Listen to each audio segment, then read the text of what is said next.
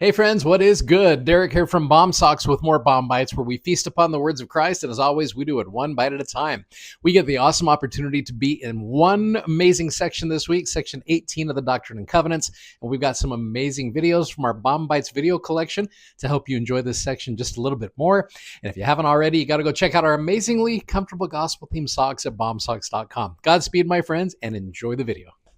I just want to jump right in with one of the best ones right here in section 18. If you were to just take the verse all by itself as a good standalone verse, it is awesome. Many of you know it. It's easy to memorize. It is Doctrine and Covenants, section 18, verse 10, and it says, "Remember, the worth of souls is great in the sight of God."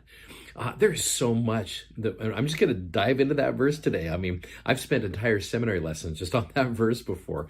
And it's cool because there's so many things to focus on. Like even the first word right there, remember. One of the things I always tell my students is when you don't remember, you forget, right? You want to remember that the worth of souls, what it is. Like if the Lord were to put a monetary value on you, it would be priceless, right?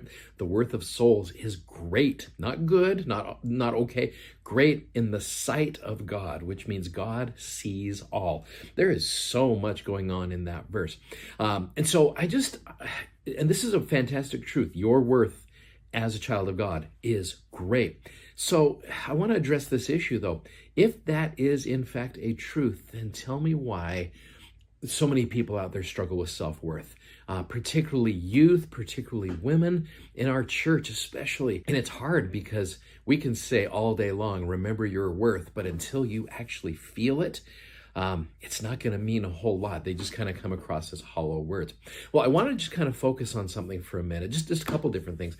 First of all, in my years, particularly working with youth, I have noticed that teenagers and really adults do it too.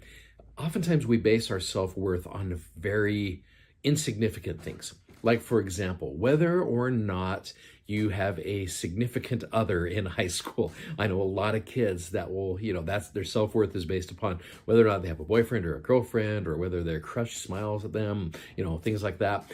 Whether or not you're involved in a certain peer group. Maybe whether you're involved in athletics or just something like that. In fact, I was having a conversation the other day with someone, and I said, what happens when you base your self-worth around some of these very superficial things? And we were talking about, for example, like a basketball player. If a basketball player was to base their self-worth on their abilities to play basketball, all of a sudden, heaven forbid, you tear your ACL during a game or whatever, you have an off shooting night, and all of a sudden, what happens to your self-worth? Your self-worth is in the toilet if it is based on that.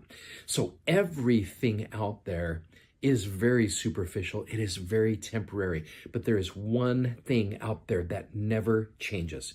It never changes. And what's interesting is it's one of the things that you and I, as members of the Church of Jesus Christ of Latter-day Saints, are taught at a very young age. In fact, it's in a song, and the song is simply called, "I am a child of God."